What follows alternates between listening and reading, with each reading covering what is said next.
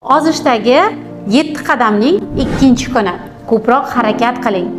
Jismoniy faollikni ahamiyati juda katta. Chunki siz jismoniy faollik bilan birgalikda ozsangiz, siz tarang bo'lib ozasiz. Mushaklaringiz mustahkam bo'ladi va qon aylanishi yaxshilanadi.